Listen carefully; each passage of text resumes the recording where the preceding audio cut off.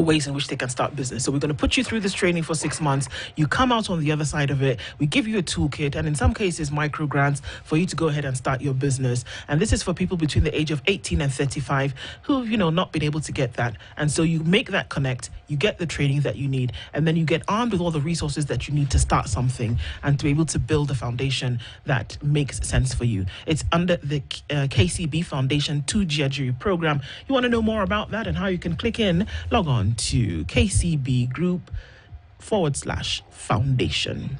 All right, so we're looking at a health conversation this hour, and we want to look at why health should not drive you into poverty. Why, when your healthcare seeking behavior should not make you get into a place where you have nothing. And to help us out with that conversation this morning is Sylvester Ouma, who's the General Manager, Retail and I'm going to say that again. Sylvester Ouma this morning is joining us, and he is the General Manager for Retail and SME Business with Jubilee Health Insurance. Sylvester, good morning. Good morning. Nice to have me here today. Yes, it is nice to have you here today. And nice to have me here today. No, I love that. Perfect. Yes. Did you say Ouma? Ouma. Yeah. Yes. Ouma, because you have the right person. No, I was just confirming. Only an Ouma can say that. Oh, it's really? nice to have me here. Yes. Of course. Karibu sana. Thank you. So now that you've welcomed us, let's welcome you with today's proverb. Yes. CT, as you may know, has a proverb every week from a different African country. Yes. And so he'll tell us what that is. You tell us how you would interpret it and what it would mean to you. Is that all right? Correct. Okay. Tanzania has a population of around 63 going to 64 million people. These are many people. Okay? 120 communities, meaning 120 different languages. Different. Yet, they are united with one language. True. Kiswahili. And one culture. Yes. This is something that isn't talked about loudly enough. When you talk about cohesion... Yes. Tanzania's got it. Oh, they've got it. They got it right. That's a springboard from which you now propel the country forward. An empty sack cannot stand. A full sack cannot bend. Wow. There is strength in being together, in being tied together. That's what I will translate. And just getting it going, if I look at the Tanzania situation, the socialism that was brought in by Nyerere at that point in time, the Undugu, the Ujamaa thing, moving people from the villages where they were and clustering them together, leaving those fields for active agriculture, really made them what they are today. And so you'll never know who is a Chaga, who is a Msukuma. They stand as a people. So for me, unity. There is strength in unity. I think it's beautiful. Absolutely. It makes sense for sure. Well, I guess now we understand why it's a pleasure to have you here in the room.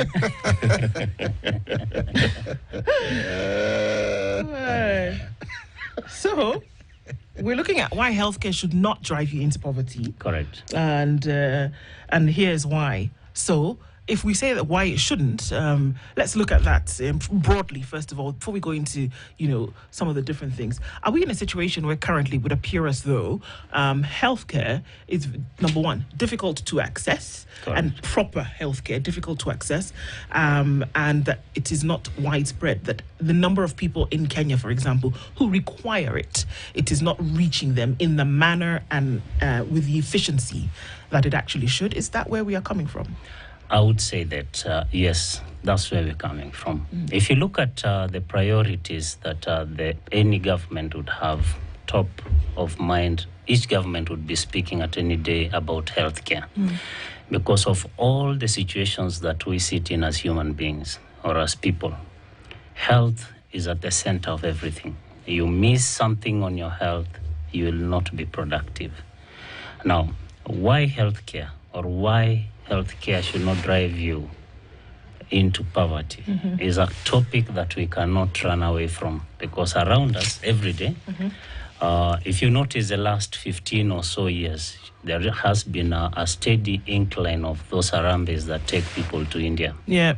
Or to those facilities out of country. Why? Because conditions that we have gotten ourselves into are such a complicated situations that if you have a cancer, for example, that situation will not leave you rich after it's done with you. We've seen the best of homes, the best of the best in this country, having an issue with healthcare that drains the better part of this family's resources. And so, speaking of that, one single hospital bill has led families to poverty. Yeah. And so healthcare insurance becomes a very critical part of a day-to-day living of a family. Take an example of what you've talked about, healthcare as a necessity. Take an example of what even the government is trying to put in place. Yeah, talking about the shisha, this would be a controversial kind of a conversation. But truth be told, healthcare would be top of mind of a government. Or should be. Should be. Yeah. Top of mind of a government. So whether it works or not is what we'll be able to ask ourselves. But a healthy community is a productive community. And so at Jubilee Health, what we've tried to do over time is not only to educate the masses, but also to position products that makes it easy for the people that need to acquire the services to access those services, either at the facility or with the costs that match the services that they require. Let me ask a question. Correct. When you talk about healthcare, Correct. it looks like as you get older, the issues of healthcare become more pertinent. In an earlier hour, Mark pointed out something very interesting, and when you talked about growth hormones, which at the age of 30 cease to be active, which means you start aging. Correct. Okay. Now, if you are my age,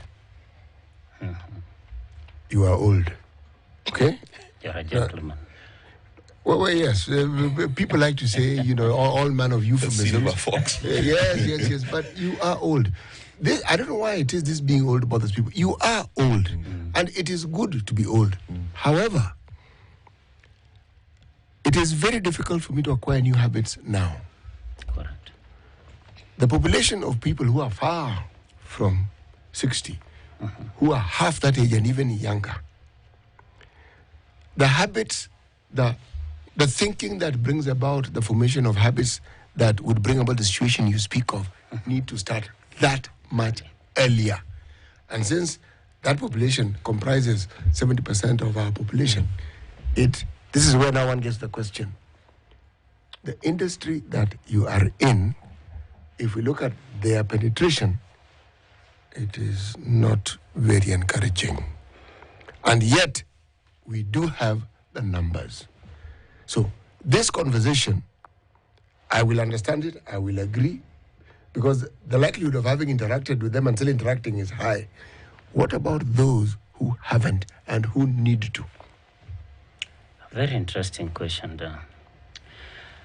Why I'm here today is because there is this generation that we need to talk to.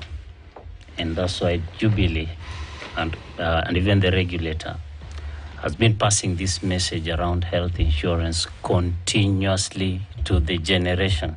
I want to talk about the June 2024 generation. I have not missed it that much. Not much 2023. Okay.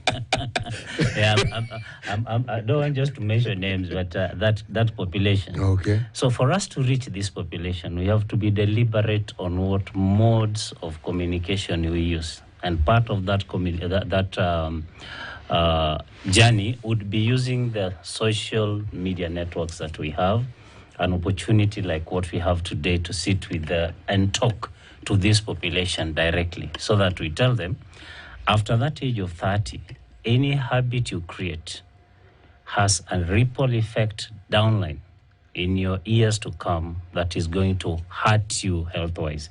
And it's given, you'll see the population, and shocking enough, even the population that you're talking about, this population of between 30 and 45, are developing very complex conditions compared to the persons above the ages you're talking about. Because the kind of lifestyle we've engaged in, the kind of foods we've been engaged in consuming, the kind of environment that we have been brought up in leads to those conditions. If you ask yourself how many people aged between the ages of 30 and 50 that would be resting somewhere in hospital either due to a kidney failure or something like that, they are on the rise. And so we cannot shy away from talking to them within the languages of where they are. If you talk about our teams reaching out to these people, for example, we have a footprint of, say, 2,500 agents at Jubilee. What do they do? Even on that Friday evening, before at your parking lot, as this person walks into a pub, you'll find an agent telling them, please get yourself a health insurance. Yeah. Of the question that we ask a lot while you are being onboarded is, do you partake? Yeah, Mark, this looks on me, but do you partake? And at what volumes and what quantities? Because during the prudent underwriting process, we would want to see how we can help you. And then we have developed different ways of also communicating to these people. That age also likes being within gyms. They are the guys who do the hikings. They are the guys who would want to be at the forefront. You know, the weekend runs, driving out of town and all that. So what have we done? We've done lifestyle-based activities that these persons can partake in. That is the Maisha Fiti program, say, from Jubilee, where this person would not only be exposed to enjoying life. That application would give this person the number of kilometers they've covered in a day. What it even has the ladies' cycle calendar built in within there.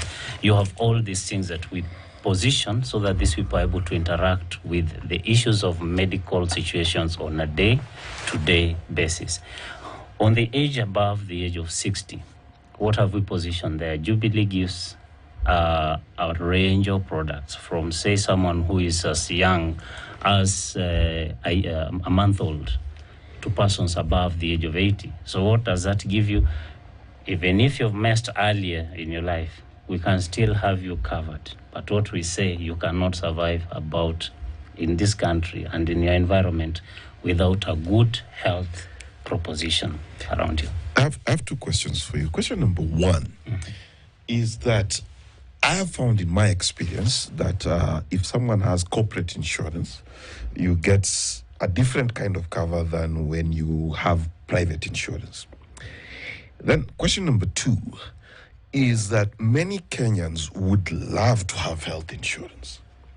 But if you ask a Kenyan in January to give you 100,000, 80,000, 150,000 at once to pay for insurance, it becomes difficult. In fact, if car insurance was made optional in this country, I think the insurance industry will crumble because the cost of entry is so prohibitive. And I think that's the biggest issue that the Kenyans have. So let me represent them. When are you as Jubilee going to cut that 100,000 into 10,000 a month so that these people can afford you? It needs to be paid for like internet. Wonderful. The only information that maybe Kenyans are not privy to is the fact that that is already in place. We will not demand from you at Jubilee to pay you 100,000 upfront. We've made it very easy for you, very flexible for you, that you can purchase your medical insurance and pay for it in bits. This is what we do with you. We'll tell you how much is your cover. Once we've been able to ascertain what you need, you'd want to spend 100,000. That 100,000 will be based on some needs. It will be based on what you really want, what you really need. Yes. So we look at your level of coverage. We look at the kind of conditions and benefits you want to purchase. And then we will ask you to just fill in forms, or you can do it online. Recently, we partnered with our sister company, DTB, to offer affordable, you can pay for your flexible payment. You can pay for your medical insurance in installments, 3 installments, 4 installments, 6 installments. And we would go we're planning on getting into up to 8 installments. So instead of you paying for your insurance upfront, 100,000, we'd want you to pay for it the same way you'd pay for your internet, the same way you pay for your water. About corporate and individual insurance. Corporates negotiate for the benefits based on what they require for their employees. So what a corporate will do when we sit with a corporate, we look at the population size they want to cover, and then try and standardize benefits based on the employees' spectrum. Say, for example, in Kenya, we have people who have a child, one child, a wife, one child. They are singles in work environment, and then you have the gentlemen and ladies that are blessed who will have more than 4 or 5 children. So, as an employee, when we were growing up, when we were growing up, we had families of 11, 12. It was normal. One mother. Yeah. Some people will be surprised, but that was a very common routine. Maybe where I was born. I remember my village. So for an employer will be looking at this guy who has 11 or 5, and this guy who has none. How do I standardize the benefit so that everyone feels like I've taken care of them? So that's why the employer's package would be slightly different from the individual. But most of the individual covers are standardized, almost what you need within ranges. So we'll bucket persons between, say, those who need inpatients, or say 500,000, a million, 2 million, 10 million, or you need your international medical package. Yep. You're a Luopin who travels often, who has to be out there interacting with the who is who's. So you need a package that resonates with your lifestyle. So you need your international medical package. All that will be available within our shops. So that's why private medical insurance would be slightly different from the corporate medical insurance. Okay. Quick one. There's a problem with insurance covers and specialists and hospitals. You go with your insurance cover to one hospital, they tell you we don't accept. Then you have to pay cash, then you go to claim. So how are you addressing the issue of ease of medication? Because sometimes you're told, oh, please, go see Dr. Kaluma. You go to see Dr. Kaluma, he tells you Jubilee Sichukwi. Wonderful. Now that's a very good answer. This is what happens between medical insurance providers and insurance companies. I'll not be specific about Jubilee only, but most of the insurance providers.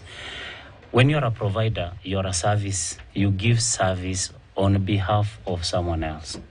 So Jubilee Insurance is the insurer. The person that we have insured is our client. But now the person offering the service is this third party who is called a medical insurance provider. We have to agree. These are tripartite agreement. We have to agree with the medical provider on terms that make business sense, not only to the medical insurance provider, but also to our business needs for the benefit of our customer. So there are those facilities that we may not have agreed with at the time of you going to this hospital. Now, for us to be able to be at a position where we have the best facilities for our customers at Jubilee, and by the way, we control the largest network of providers in this country, in the larger East Africa, because we are within the larger East Africa. Yeah. We have very specific negotiations with medical insurance providers. So this would be in the ranges of between, say, if we sit with you as a medical insurance provider, what are you bringing on the table? Are you charging us fairly? Are we getting the best out of you? Let me just give you a flip side to that. How much would, say, Panadol cost, the full pack of Panadol, normal in the shops? A full pack? Yeah. Upwards 300, about 300 bob? 300 bob. Yeah. Okay, so if you looked at once you've purchased, you go to hospital, you have your card, and then you purchase, and then they tell you to pay at the pharmacy. What do you think they would have charged you there? You quickly look at it. If you look at it, it's usually, if it's supposed to be 300 in the shop, you'll get it at 500, 550. Surprise. Some you'll get at 1,200. Yes, this is true. This is true. So for you to be able to just pick it to the medical insurance, to the service provider and ask that question, Panadol is 300. You get it from the same supplier. Why don't you charge it at 400? The supplier will tell you, my markup is, so instead of the 1,000, instead of the 400, they'll charge 1,200. So those kind of negotiations are the things that lead us to, sometimes you tell the provider, until your costs, until your costs are within this limit, we are unable to have to work with you. No, it's interesting you should say that. No, you wanted to ask a question? Please ask. Okay, then we'll come. Okay, sure. So essentially what we are saying here is that because what we started from was painting the picture that a number of people who don't have insurance are not covered in any way, but then unfortunately calamity strikes and then somebody is sick, and the sickness that we're talking about is is life-threatening and requires huge medical intervention to have this person back on track, and then of course comes a huge bill. But are we essentially saying that then with health cover and you're paying a little bit per month or for whatever period, that you would essentially then be able to cover yourself from these calamities that would befall you or members of your family, and then keep you essentially off the brink of this poverty? Correct. You pay a premium. Let me use the example of what Mark said earlier. You pay a premium of 100,000. You have your cover of 10 million bob, or even 500,000 bob. I'm just giving these as examples. So at the time of the happening of now a member of the family is unwell, you no longer have the 100,000. You have 5 million. You have 3 million. You have a limit in which you can comfortably get get to any medical facility and be supported well. If you looked at it that way, you'll see the concept that insurance is not about the money you spend every year. Insurance is about a possibility of this cover that you've taken, this risk that you're insuring yourself from happening.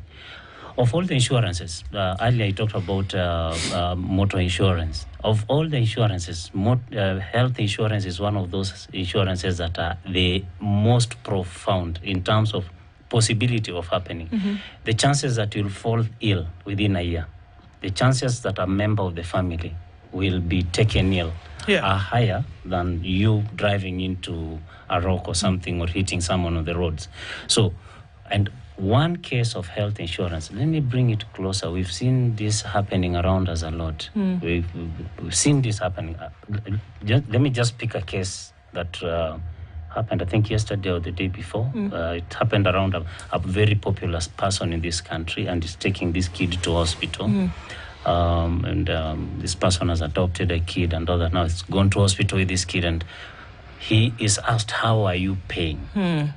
It is at the point of the question, how do you want to pay, that it hits you that I need a medical insurance. And then this person at the pharmacy or at the accounts, then that senior person in the country says, I want to pay via M-Pesa. Then he's told the fee, and then immediately starts to pay. He asks the question, how about if I was paying via medical insurance? How would I have paid? So that money that this person is paying, if you bought an insurance with it earlier, you only need to produce your card, and then we have already determined prices with these facilities. You'll walk out. Just tying on that, and towards the end of the conversation around cost, medical insurance is only expensive if you don't plan for it. It is only expensive when you don't plan for it. It should be part and parcel of your bills when you're planning. Say, for example, your kids will go to hospital.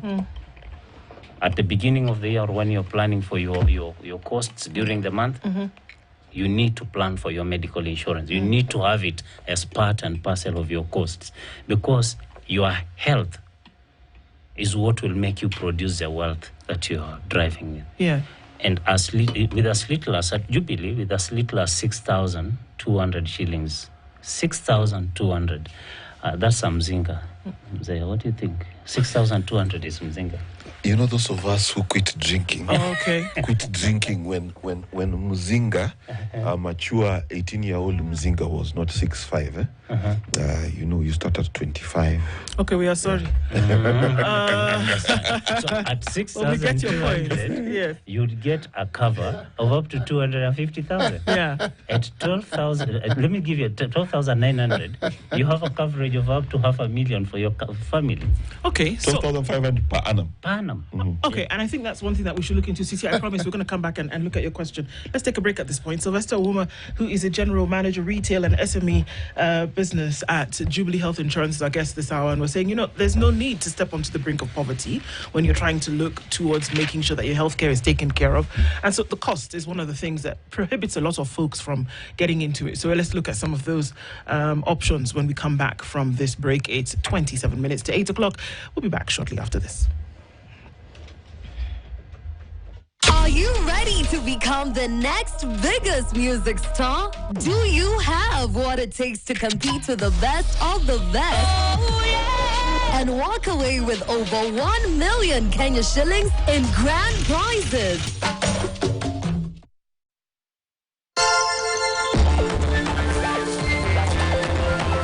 Kama unakuwa wewe ndio cheering squad yake, wewe ndio unamwambia hapana, weka hapo vitu zingine, wewe ndio cheering squad yake, ama ako sawa hivyo hivyo, asicheze mbali, hapo hapo yupo hapo, unacheza tu na insects na kismat, lakini wewe ni mrefu, unaona kama unaona mbona alikuwa kusaidia Bebe omba.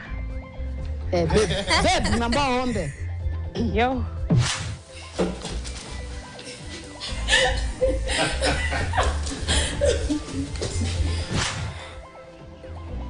Brighter.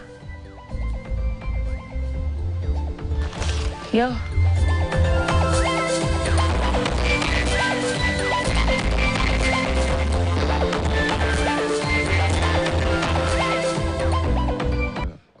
Not insurance, health insurance company folding. And the promises that they make to those who have insured with them are not very different from the ones you've actually made. What happens? What is it that makes a provider of insurance services in the health sector? What is it that makes them stumble and fall? The reason why I ask is because every time I've spoken to people who are in this line of business, they tell me that that service is not the most profitable service for insurance companies, the health insurance. So it begs the question, then why do you have it? Very nice question there, City. Now, I'll just give a little bit of a background before I get to that. When you get into this kind of businesses, the intent of those who set businesses are usually quite different. Maybe I'll start there. The intent. So what was the intention of you getting into the business? What was, how ready were you? And these are usually the general principles that would guide any business. How ready were you to do the business? What outcomes were you looking at? What kind of investments did you put in place? And what kind of controls did you have? So that is quite critical in any form of business. So I'll not be specific about medical insurance, but I'll broadly say companies that would have gone under for whatever reason, if you looked at the foundations that they may have had when they were setting out the business and how they managed the process, not only of business acquisition, but controls around the business and also management of the overall business. If you looked at all those, you'll find your answer lying in between there. Jubilee Health or Jubilee Insurance has been in this market since 1937. What that tells you is that there must have been things that this company has done right over the 80-something years that we've been in operations. And one of our biggest lines in terms of business, for over years, Jubilee has remained as a number one insurer in the larger East Africa. We set the pace, meaning whatever we do in terms of our operations, there is something we take right. what we do in terms of our controls. And that brings me back to the question that was asked earlier about providers. How do we manage those providers? Because most of the claims would determine whether you remain afloat or not. So how do we manage our providers? What kind of providers do we bring on board? Number 3, how do we distribute our products? What is this promise we've given our customers, and how do we deliver on that promise? So over time, Jubilee has remained quite steady in terms of even the profitability margins that we've recorded over time. Now, looking at the current situation and how we look at companies operate within this country, I would say different companies are managed differently. The intents of business acquisitions are different. You can choose. Let me give an overall kind of a feel. You go to Marikiti, you can choose to have your spread at the entrance of the market, or at the middle, or at the core end. Or where you're supposed to be. Or where you're supposed to be. So immediately you get into the market, you choose how to position yourself. You choose the kind of product you want to give, the kind of profit margins you're looking at. If you get into the market and you sell Reja, chances are very high. I'm sorry, what? You don't know Reja? No. Help me here. Rarely went to Gikomba. So if you sell, you get into the market, but your business acquisition model is piecemeal. Piecemeal. You want to sell retail. Okay. Yes, you know. You want to sell for the sake of selling. Yeah. And then you'd want to get something very fast. You want to get literally everything into your shop. Yeah. You have to know how to manage the back end of that. Yes. I see. Let me address the elephant in the room. And the elephant in the room is a disease called cancer. Cancer, ICU hospitalizations, chronic disease management. Those 3 things are what lead to poverty. It is astronomically expensive to manage high blood pressure, to manage diabetes, to manage cancer, to unfortunately have your liver fail and you're in ICU for 5 days. That is the elephant in the room. If we're going to talk about sickness getting you into poverty, it is those 3 things. Correct. Right? So how, honestly, if you've got insurance of 1.5 million, you can only afford to be in ICU for 4 days. Allow me so to just allow me to just build on that just a little bit, because sometimes if we ground it, then it gives us an understanding, and then maybe you can come and tell us how we do it. So if you have medical insurance, for example, and we've gotten onto Jubilee, we've taken medical insurance, and it gives us what, 1.5 million. Is that the number you like? Mark, you like that number, 1.5 million? Yeah, inpatient? that's inpatient. Yes. Okay. Now, right now, the medical facility that you go to that will give you everything that you need on the lower cadre, right? And we're not talking about your top tier hospitals. The one that where you will get your basic services, it'll be clean, functional. You have, medical practitioners worth their repute. Before somebody puts you, and you have one of these chronic, and you've had a bout of something, an infection, something that requires you to be in hospital, God forbid HDU or ICU, right? Your family member has brought you to hospital. Before anybody even looks at you, 300,000 shillings needs to be on the table. Remember that you have a medical cover of 1.5 million. So in their minds, and whether you have insurance or not, that's not their problem. Can that insurance make sure that there is 300,000 shillings available for us to even touch you? If they can confirm that, they go ahead. 300,000 gone from your 1.5 medical cover. All right. Let's say that your kidney failure. All right. So they're going to do everything that they need to do. There's an apparatus that they put in you. And I'm telling you this because this is a situation that we're talking about last week. There's an apparatus they put in you to be able to sort out your initial kidney infection. The thing without medication is 75,000 shillings. Okay. So now we're at 375,000 shillings from 1.5 million. It's gone. Okay. All the medicine this is day one. We're talking a matter of minutes. Everything that they need to put in you, medicine, catheter, gloves, this one has come, the other one has come. Another 114,000 shillings. You're surprised. I know the numbers off head. 114,000 shillings again gone. We're now at almost 600,000 shillings. Remember your medical cover is? 1.5. 1.5. They put the medicine in. Your veins are shot because you're in the state of infection. The kind of IV that they need to put in, they need to insert it in your neck. It's a big needle, and in that they need 5 tubes to be able to go into your heart for that medicine to go, because the infection is great. Another 90,000 shillings from that. We're now at 700,000. You have not started to heal, and half of your cover is blown. Day one. You've not slept, oh. You've not even done your You've dialysis. not slept that. Thank you. You've not slept that night in hospital, and you're in ICU where there is 24 hours round the clock attention. There's one part you've skipped. Your practitioner, your doctor has not looked at you like this. This is just first front intervention. You need to say, in between all these processes, they need to ask for permission from the insurance to do it. They have to call. When I was being Authorization admitted, is the when I word was they being use. admitted, I was told at 10, because my sugars were 23, admission. Yeah. I waited, I went home, ate lunch, was admitted at 6, waiting for approvals.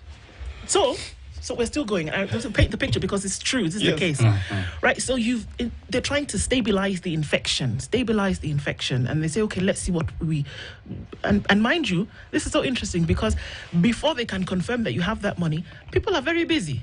Nobody is looking at you. But the minute that they confirm, it's like a beehive. Everybody now suddenly is very busy because they've confirmed that the money is there. Remember, we started at 1.5. 700,000 shillings is already gone. Yeah, 50. Okay? 50% of it is gone. It's still, the sun is still high in the day. Dialysis in any facility today, and if they've decided to flush this, they're going to go day by day, and then they'll see how much of it they need. But it's 8,000 bob a pop. Okay, it's 8,000 shillings for the session they do. They might do They might do it, and then another 12 hours they do another one because they want to get you well. Plus the medication that they're using, plus everything that they do. You know what?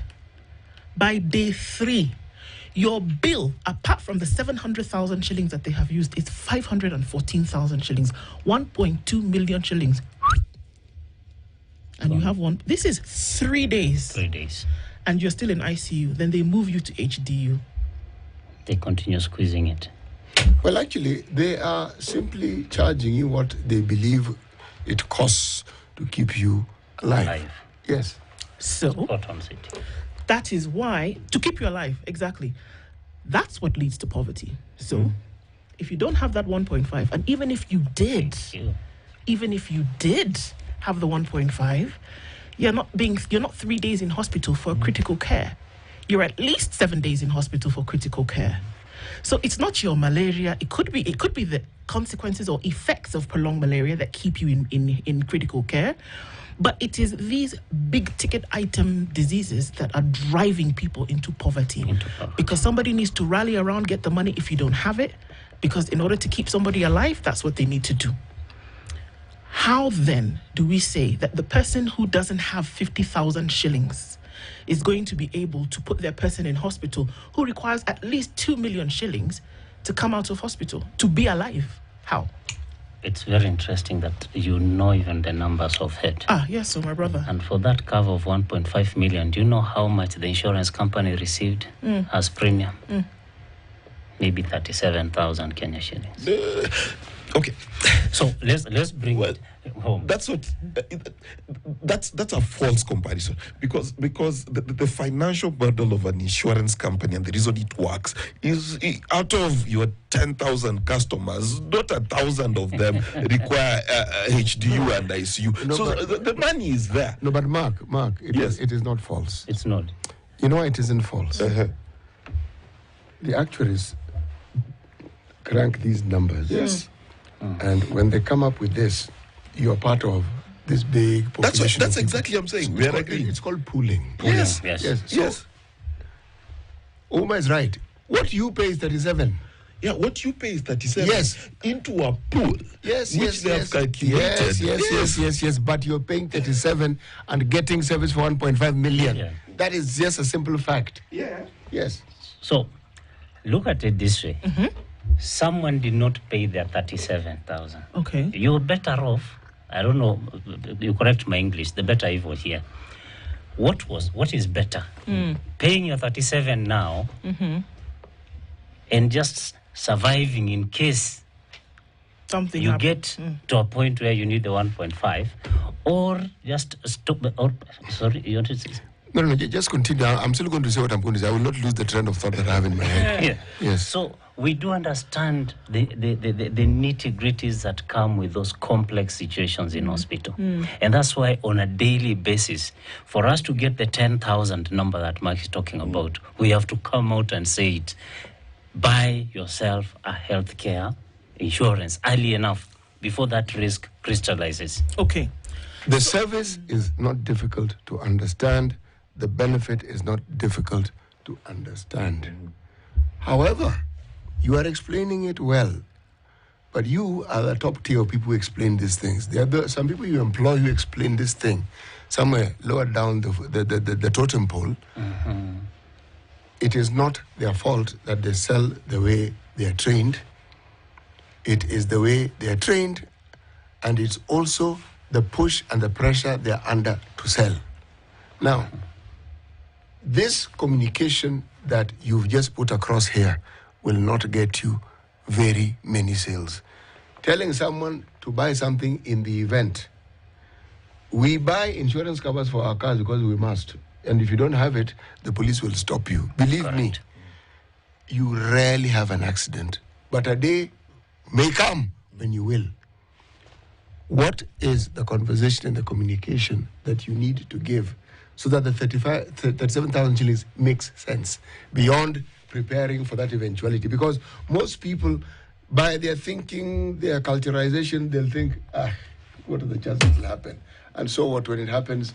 You see, how do you communicate effectively so that one sees the benefit? The communication around this is around what I've said earlier.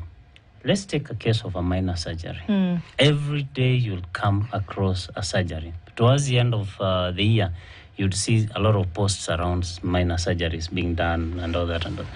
A minor surgery will cost up to around 100,000 shillings. But if you look at the costs that someone would have paid to get that minor surgery done, it would be in the ranges of around, say, 3,000, 4,000 shillings if you took that bit. Let me tie this conversation to the wonderful conversation we have in the country now. It may not sound very lucrative for city, but it is the TyCare. Just a did you know moment that part of the drive, we have the first tier 1 and the tier 2 and the tier 3. So those tiers have also the implications in terms of what is covered when you go to hospital. So the drive by the government is technically telling guys, apart from what I'm giving you as the bare care, you need to top up something so that a surgery within the shift would be, say, 67,000. But if your surgery goes past that, we not pay. So you need the private medical coming in. Now, the communication that we give down to the agents, and I really thank the regulator here, Insurance Regulatory Authority, has been communicating in very simple terms, not only to the larger citizens, but also to our to the salespeople that sell insurance. It's not only about the pressure that goes with it. The information is available. You can get this information on the websites that we have. The information is available across the social media platforms that we have about how basic medical insurance works. And there is nothing as practical as the fact that these things happen every day. Medical cases happen every day. So if it has happened close to you, even on your phone, you'll find a WhatsApp group running. Let me ask you a question, Uma. Yes. The industry that you belong to. Yes. Have you people actually ever taken the time to find out what it is that your would-be consumer or how your would-be consumer would like to be communicated to about health insurance? Have you ever found out? Have you ever done due diligence to find out how they would, I'm repeating, how they would like to be communicated to about health insurance? Honestly, yes. Honestly, yes. We've done a lot of research around how our consumers perceive us, how our consumers want us to talk to them. And that's why now we're getting out to them through stations like this, through the media platforms. And how we tell them is that today you may not need it. Tomorrow you'll require it. I'm interested to know, what do they say when you ask them these questions? What do they want to hear from you? They want to be talked to in simple terms. Okay. They don't want to be told insurance jargon. They don't want to be told you are an inpatient. They want to be told, I'm going to hospital, you're going to be hospitalized. Do you know how Kenyans are afraid of talking about illness and hospitalization and death? Do you know how fearful we are about that discussion? Wow. And how superstitious we are about these things. You know, the other day, I'm 40. So the other day I called my best friend, I called my dad, and I'm like, listen, I need to write my will. All of them responded by saying, you're not dying. I told them, it's not about death. It's a fact that it's prudent planning. You see, so for Africans, preparation is calling the thing. It is manifesting the thing. You're very right. There are parts of this country where even life assurance sales do not happen. Yes. No. You don't tell someone when you die. You have to use the word, there are chances. It's definite. That's why I asked about the research, because there is a way in which, and it's the people who will tell you. Yeah. And how they will tell you depends on how it is you ask the question. Okay. And how the dexterity with which you actually get that information. Yes. You can talk about that same product and it will resonate. Same. You will talk about that product and they'll tell you, you go away. We do not want to hear this. Yes. This is something that is completely and utterly useful. It should be mandatory. And we know we need it. Yeah. But how we communicate it. I think you're right. City, this is part of what we will have to do a lot of work on as the industry and as the people within the industry. I can say that at the same time, and it's possible that something that may make your work easy. The truth of the matter is that when people are met with a medical situation, because in not all cases is it an emergency, and somebody may have been sick for a while, and the truth of the matter is that when the affected see the struggle that they've been through to raise the funds to essentially have their loved one taken care of, or themselves taken care of and treated towards health, the realization that if I had put something a little away previously, then I wouldn't be in this situation. It does monumental things for somebody's action moving forward. The question is then, how would you tap into that realization to then ensure that, okay, you've been, and usually, unfortunately, that realization only comes after you've been through the turmoil, right? So, I mean, as predatory as it sounds, how do you take that and use it to be able to convince? I mean, you don't have to convince the affected because they know now. They know. Let's put something aside because you don't know what could happen tomorrow. But how do you use that to then preach the said gospel to other people to say, you know what, guys, a little bit of something every day put away will ensure that you don't suffer tomorrow? How would you do that? Testimonials. And the journey now that we're trying to get to is telling people who have already experienced our service, who have already experienced it, either directly to tell the others that it works. Now, that is one route we are using. And just taking from where City left, just to answer your question, we are in a country where sensitivity is at its core. So if you really were on a WhatsApp group where you are doing a fundraiser for someone who went through a challenge, and you talked to someone from that group, for example, you told them, look here, so-and-so has gone through this, can you put some money aside for your own medical insurance? You know what they'll tell you? You insurance people just taking advantage of the fact that I was there. Oma, let me ask you a question, because the hour has reached. Why do you think you do not need to convince a Kenyan parent that they must pay fees for their child and that they will do anything under the sun to do so? Yes. Why? Circumstances have brought us Something for you to ponder, because they will do anything and sell everything to take the child to school. Yes. Why? Wow. What do they understand about that Education is investment? important. They know the benefit. The benefit of education. Precisely. How then do you get them to know the benefit of insurance? Yep. Wonderful. So what we're doing is purely communication. And City, thank you for just giving me that view, and for the larger industry in terms of how we position this health insurance Indeed. to the people in words that they understand. Absolutely. And you need to ask yourself, as you answer that question, why is it that a Kenyan rarely goes to hospital unless the pain is too much? It's too much. Those Yeah. are questions we love to answer. So just a call for action. Any Kenyan that is out there that really needs to speak to us, 4643 is our SMS number. 4643 is our SMS number. We have over 2,000 agents across the country. Yeah. And you can also call us on 070 99 49 000. Yeah. And also on our website, you can buy our products end to end on our website. So Fantastic. Straight through process on the website. Sylvester Wooma, thank you so much for being here and sharing those insights with us. Definitely something that communication needs to continue. Sylvester Wooma is the General Manager, Retail and SME Business with Jubilee Health Insurance. Thank you for being here this morning. Thank you. Good morning. It's 8 a.m.